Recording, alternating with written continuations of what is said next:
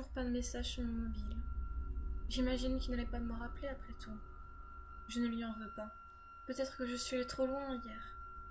Je l'avais remarqué bien longtemps avant qu'il ne me remarque.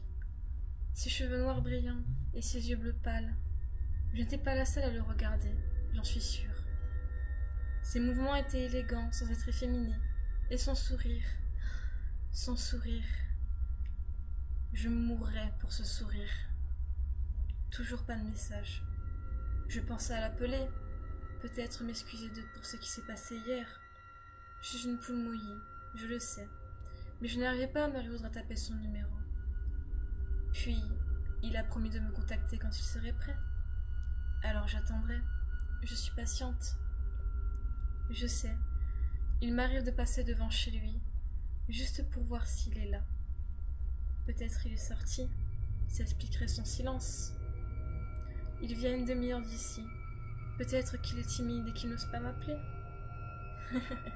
Petit coquin. Je vais le rejoindre et lui dire qu'il n'a pas à avoir peur, que ce n'est pas grave s'il a besoin de temps. Il vit dans une petite ferme, pas loin de la ville. On peut entendre les moutons dans l'étable quand on arrive.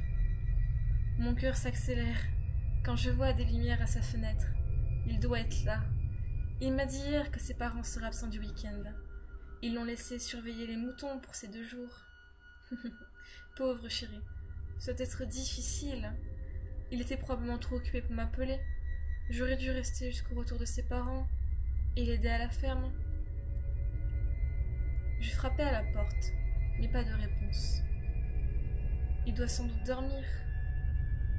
La pensée de son visage ensommeillé me fit sourire. Je tournai la poignée, c'est déverrouillé. Il y a peu de criminalité dans le coin, alors verrouiller n'était pas nécessaire. Je me faufilai dans la maison, sans bruit. Je voulais les surprendre. Je sursautais à chaque grincement que firent mes pas. Finalement, j'atteignis la porte de sa chambre et ouvris doucement. Il était là, dans son lit, comme je l'imaginais.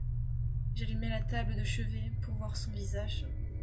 Ses yeux bleus étaient ouverts, regardant dans le vide, et son visage ensanglanté. Ses joues ont été creusées, la peau enlevée et pendouillant sur les côtés du visage. Il lui manquait les ongles, ils sont rangés sur la table de chevet. Sur son torse nu, des mots sont inscrits. Je le regardais, couvrant ma bouche. Il n'a pas bougé depuis la dernière fois. Il devait être si fatigué qu'il a dormi tout le jour. Adorable. J'embrassai son front, m'assurant de ne pas le réveiller. Puis j'écrivis un autre message en dessous du premier, sur le torse, le faisant savoir que j'étais là s'il avait besoin. Je quittai la maison. Il est temps que les moutons aillent dormir.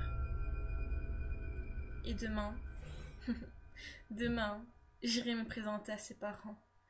Je suis sûre qu'ils m'aimeront aussi.